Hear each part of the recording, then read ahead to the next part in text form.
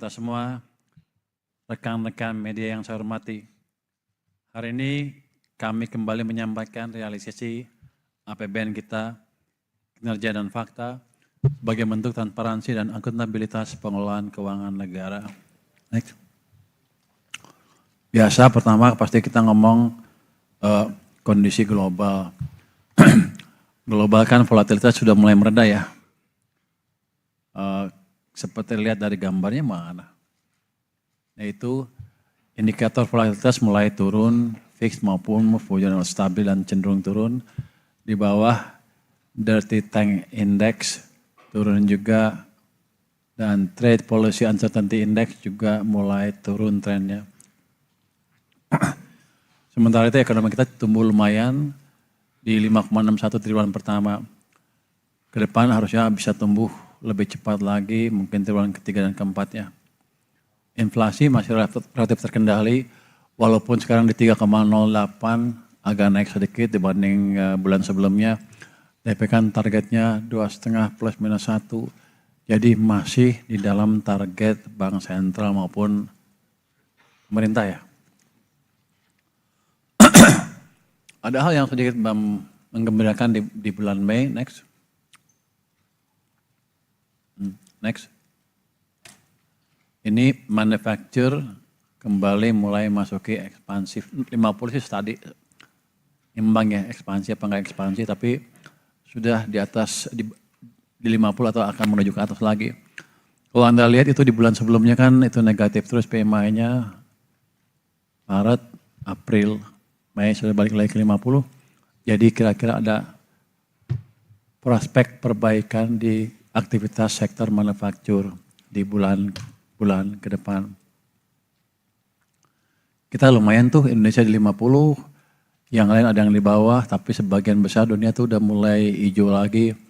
Artinya kalau lihat gambar seperti ini, Amerika, India, Korea Selatan, Jepang, Inggris, Kanada, itu Italia sebagainya, itu di atas 50 semua, sudah ekspansi lagi. Artinya global economic sebagian besar tumbuh, artinya international demand rupanya membaik dan pelan-pelan pasti akan berdampak ke ekspor kita dan ke aktivitas manufacturing maupun perekonomian kita.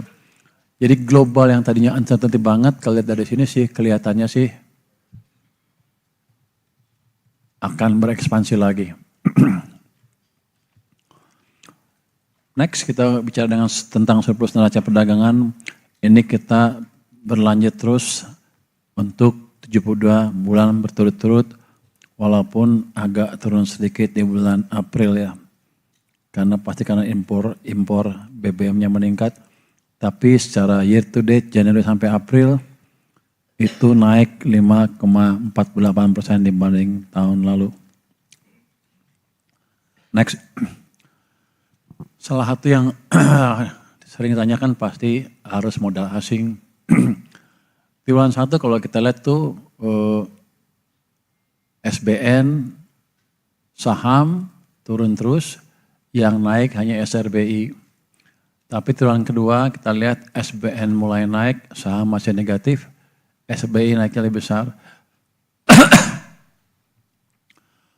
Total inflow akhirnya mencapai, sudah inflow lagi triwulan kedua ya, 60,9 triliun rupiah. Sampai dengan 3 Juni, SBN outflow-nya akumulasinya 10,8, tapi kalau lihat triwulan kedua sampai dengan 3 Juni, SBN-nya mengalami inflow 14,4 triliun. SRBI tentunya dengan langkah agresif Bank Sentral, itu di triwulan kedua sampai dengan Juni juga sudah inflow 70,1 triliun rupiah. Kalau saham memang masih outflow, triwulan kedua 23,5 triliun rupiah. Yang penting kita lihat netnya, triwulan kedua masih positif. Jadi ini menjawab keraguan banyak orang mungkin, termasuk tadi ada di media, mana ya? Bloomberg ya. Saya lihat Shell Indonesia ditulis di situ. Kalau kita lihat di sini sih, optimismenya masih ada ke ekonomi Indonesia. Jadi jangan terlalu termakan dengan satu pemberitaan saja. Ini kelihatan sekali bahwa di SRBI maupun di bond masih signifikan inflow-nya. Oke, next.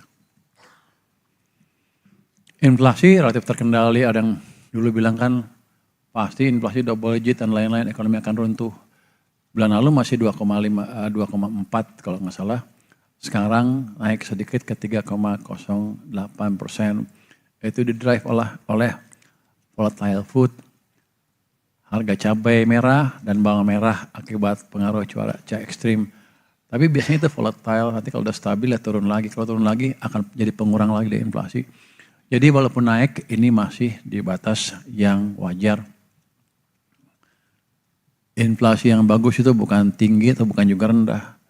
Kalau 0 jelek, di bawah 1 juga jelek. Artinya demand-nya berantakan.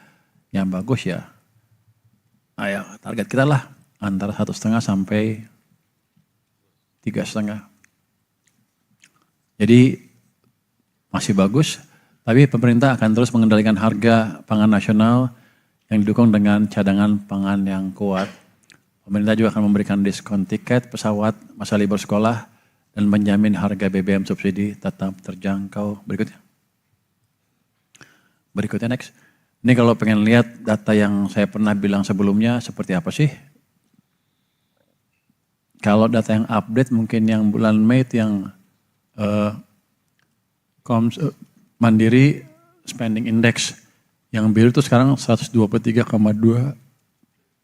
Kita lihat kan dibanding sebelumnya trennya naik dan dibanding April sudah naik lagi. Jadi spending masyarakat masih kuat. Yang kanan atas sih mobil motor sudah pernah saya jelaskan sebelumnya. Mobil pertumbuhannya 55% di bulan April. Motor 28,1%. Anda lihat di bawah kanan, konsumsi semen domestik di bulan April tumbuhnya 35,6%. Ini menunjukkan domestic demand yang kuat dan juga to some extent menggambarkan daya beli masyarakat yang masih kuat. Ini jelas beda dengan cerita-cerita di sana kan. Ini data yang betul. Kalau Anda melihat aktual ekonomi ya ini. Kadang-kadang saya lihat ke pasar, betul nggak seperti ini? Kelihatannya sama. Kalau kita ke mall-mall macet. Jakarta, Bogor, Bandung macet. Mall-mall penuh, tempat ini penuh. Tapi waktu saya ke Bandung, saya salah tanggal. Saya ke Bandung waktu Persib main.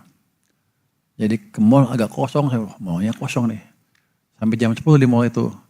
Keluarnya macet, nggak bisa pulang sampai jam 3 pagi.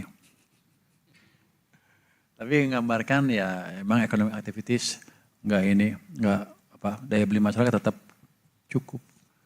Nggak seperti bilang orang-orang itu. Next. Kita menjalankan kebijakan yang baik antara fiskal dan moneter. Kita lihat sekarang tuh pertumbuhan uang di bulan Mei minggu ketiga itu tumbuhnya 18%, itu level yang amat tinggi. Tapi yang penting yang hijau ya. Dibanding bulan-bulan sebelumnya trennya cenderung meningkat secara bertahap.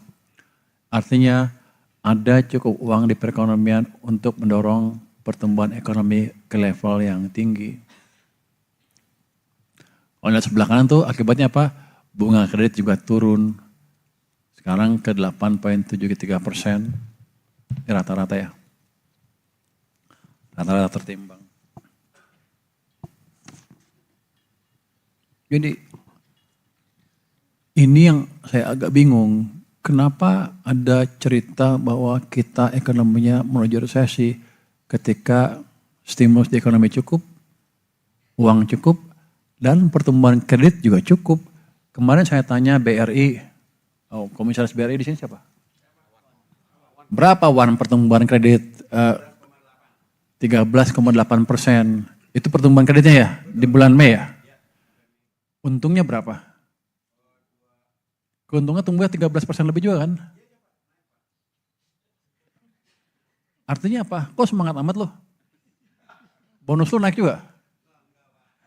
Sekarang nggak ada bonus katanya. Kalau ada bursi udah senang. Tapi itu menggambarkan keadaan yang real. Itu di BRI ya? Mandiri siapa Mandiri? Oh enggak ada ya. Yang bank lagi siapa? BSI gimana? Berapa? Di atas 10. 15 ya? 10% lebih. Yang jelas double digit cost of fund turun. Tempat lo berapa terus? Tuh, cost of fund turun. Di BSI, cost of fund juga turun. Itu menggambarkan tadi, uang cukup di sistem perekonomian. BPTN siapa? BPTN gimana Pak? Kredit tumbuh 15%. Ya, artinya permintaan kuat kan? Kenapa cerita itu nggak muncul? Itu yang saya bingung. Fei, kenapa nggak nulis itu, Fei? Nggak menarik ya? Yang menarik nulis Menteri Keuangan mau mundur katanya. Itu kan, dia 3 bank besar, seperti itu keadaannya. Tapi kita semua luput mengcover itu. Untuk saya agak aneh. Bahkan banknya juga nggak mau publish tadinya kan. Ya setelah gue suruh. Lu bagus lu ngomong dong, baru dia ngomong. Publish selesai dibaca, bagus tulisannya. Untungnya besar ya, berapa untung lu?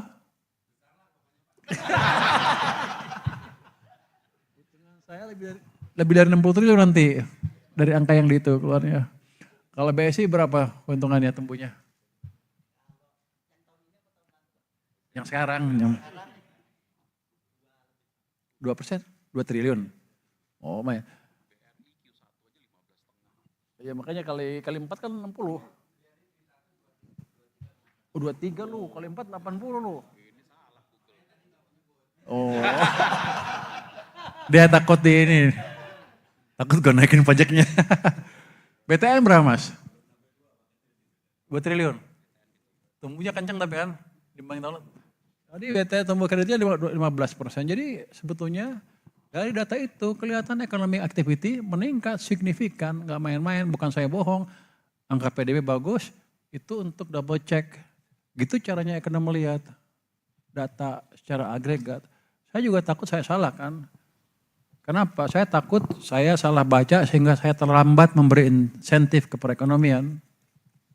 Jadi kepentingan saya melihat data yang akurat, bukan data yang abal-abal.